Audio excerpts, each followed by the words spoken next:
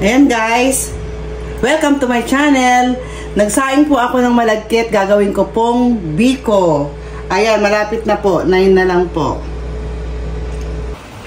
Ayan guys, niluluto ko na po, nilagyan ko po ng asukal. Kalahati mamaya na lang po dagdagan pag medyo kulang, tapos 2 gata. At habang niluluto po natin dito yung malagkit, nagluluto rin po ako ng latik sa kabilang kawali. Hanggang maging makunat, huwag titigilang halo-halo.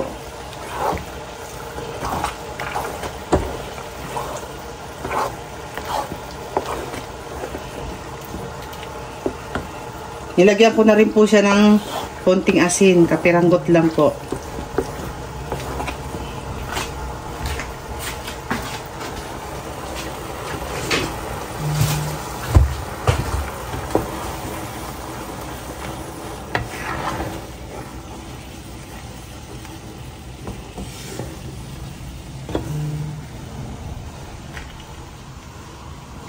Yan, lagyan po natin ng langka, hiniwa-hiwa ng maliliit. Yan. Para mabango.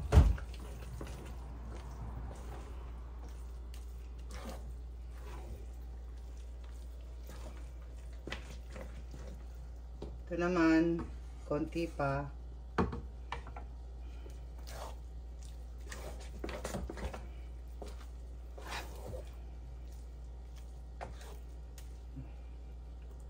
Yan, malapit na po yung latik.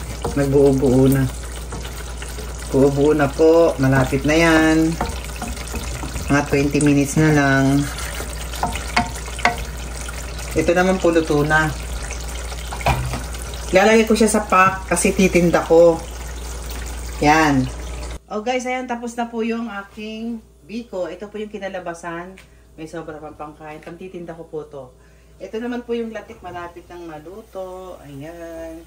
Lalagay po natin pang toppings dyan sa ginawa nating biko. Okay. Okay. Konti na lang po. Sasalain ko na. Ito 2 lata to ng gata. Ito yung kinalabasan niya. Ayan. Simutin natin ang kawali. Wow! Bili na po kayo. Luto ko to.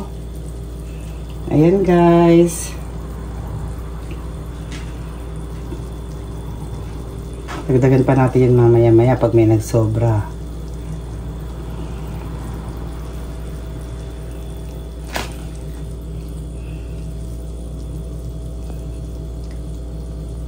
Biko with latik is done. Luto ko to. Thank you for watching guys. Bye.